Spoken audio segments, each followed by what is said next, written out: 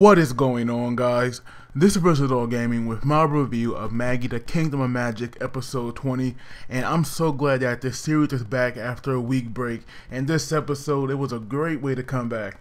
So we see that the episode starts off with, we have Mu activating his Djinn and actually equips it. And I'm not gonna lie, his Djinn equipped, it is just so freaking badass. I loved it. I wish he had more Magi so we could see it more often. But even, these other panelists, they were saying that, his Magi is so low that he could only hold the form for like 1 minute. But we see in that 1 minute he's able to do so much as he easily, he easily penetrates that barrier. And we see that, his real goal here is not taking down Magnusrot, but rather taking down Aladdin. Because we all know that he's a Magi, so of course he's going to be a much bigger threat. And we have seen how much powerful he has become now, especially in the last episode where he made those 3 clones of Hugo, and he just showed how powerful he is. But now we see that he actually, he was actually going to take out Aladdin in a single blow, or at least that right there what he was planning on. But we see Aladdin, this guy is really smart. Rather than equipping, a board all around him, he had one to strengthen his defense from behind and in his front. So not only was he softening that blow, but he was also countering it and defending it off at the same time. Because at one point it did seem like that attack did hit him, and we just saw him, we just cratered into the ground. But luckily Aladdin, he was alright. But it seems that now, he's kind of without his signature weapon, as he goes for some kind of spell. But with that spear that Mu had, he easily, destroyed that staff of his. So that staff that he had for so long is now gone, and that right there does kind of suck. But if you're a manga reader, then you know what's gonna happen with that right there. But now, Mu was actually planning on taking down Aladdin. But he planned on killing him because he was running out of time. As we saw that his Magi, it was, depleting. As we saw that he started bleeding from his eyes. So when he does, you hit extreme magic. And it seemed like it was going to hit not only Aladdin, but also Magnusrot. We have Alibaba coming in there like a boss, blocking that attack. And that right there, which is so freaking awesome. I gotta say, Alibaba made a great entrance. So now we have these two reunited. I'm definitely glad to see this duo is back, because we all know that when these two are together, and especially now that they've been training and working so hard, you could tell that they're just going to do so much. But of course now Mu, now that his Magi depleted, he can't really fight. And he was definitely surprised that Alibaba here was a metal vessel user, because I'm pretty sure nobody knew that. Even though they thought Alibaba never showed him his true power. But surprisingly, we have the Magi of the Lame Empire. We have her actually coming out there onto the battlefield. And of course, afterwards, after all the fighting kind of dies down, we see that Titus, that Magi, Alibaba, and Aladdin, they all kind of go out into the sea on this little boat, and they said that this right here is neutral territory. So not only will Magnusrot not attack them, the Liam Empire is not gonna try anything as well. But it was surprising to see how fun they were with that, because even Alibaba thought that the Liam Empire, they might take them all hostages, because I'm pretty sure that they could have tried that, because after all they were in the sea. And so while they were talking, Alibaba was Aladdin. Aladdin was telling this Magi about the fate of what's it called, Amazon. And we all know about that, where some black mass come from the sky and just wipe everything out. And Aladdin's greatest fear is that, the director here in Magnusrot, he might try to recreate that scene. And we know that right there is what Al-Thamen wants. So Aladdin here really wants to stop this war. And the other Magi, she was saying that, that Yunnan also told them, told her a similar story.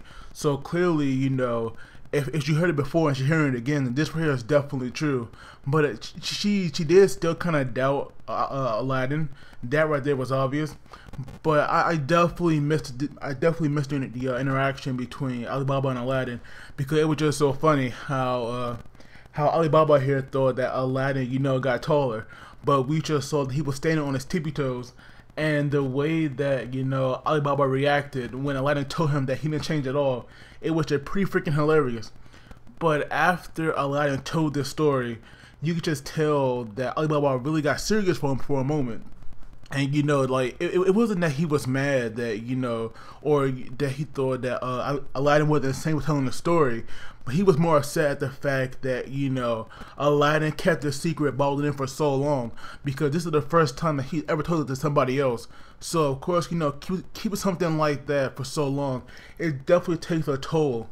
And we just see that, you know, Aladdin always thought that he was like kind of alone, but now he has all these friends and powerful allies around him, and there's no reason for him to be so secretive, especially around these people now.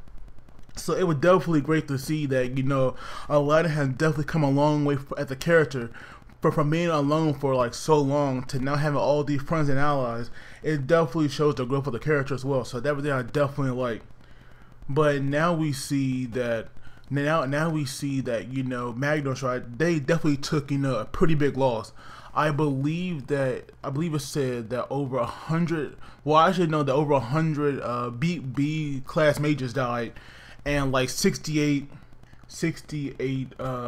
first class mages. And we also see that, you know, that the Magi of the Liam Empire, she is definitely very old. I believe she said that she was 268. And it was hilarious, you know, how Alibaba and Aladdin, you know, freaked out about that. But it was definitely surprising that, you know, Alibaba avoided this like Magi for so long. But I'm pretty sure that, you know, if he would have went to her, then it's possible that, you know, these two could become friends. But the only reason why he avoided her, it was because he did not want her to see that he was a metal vessel user. But she can't do that because, like Tita, she's also a clone. She only has the mind of that Magi. So her power, like, had been weakened a lot after cloning herself for so long. But now we go back onto the boat where we have Alibaba and Aladdin talking. And the Magi here is actually going to let Tita stay with them. But she first wants to talk to Tita's. And so we actually see, or we get this like little glimpse of her past, where she had met this one guy that eventually became a king, and this king here was like very similar to Alibaba. And so now, seeing the way that Aladdin and Alibaba, you know, interact, she is definitely happy, and she feels very nostalgic, because we see that, you know, whenever she was like looking at them, she was smiling. And even Tita's, he said this is like the first time he ever saw her, you know, really smile. And I gotta say, like, to see her face like this, to have her eyes open, and, you know, had that smile on her face, even though she's old, and even though, you know, she called herself a grandma, she is still very cute. So it's definitely nice to see her being happy. But at least now we know that the war is coming to an end, because she's gonna have the Liam Empire, you know, retreat at dawn, and she's gonna let Magnus try to know that as well. But then they get this messenger, and we learn that the Co-Empire, they're now on the move. Like, the Co-Empire is now moving in. And so once the director here, Magnus, hears this, he actually plans on taking out the Liam Empire and the Co-Empire, even though Liam is going to retreat. But now they have this new stuff to deal with. It's like after one war, they have like another one right away, because now the Co-Empire is now making their move. But like I said, this episode, it was definitely good. I am glad Magi is back, and I definitely enjoyed this. Moo with that Djinn equipment, it was definitely boss. I did love it a lot, and that extreme magic, I do hope that we get to see that, because even though we're blocked off, I want to see like the real damage it can do. But as always, please do not forget to like the video and subscribe, because that really helps me out. And you guys take it easy, and I will see you all next time.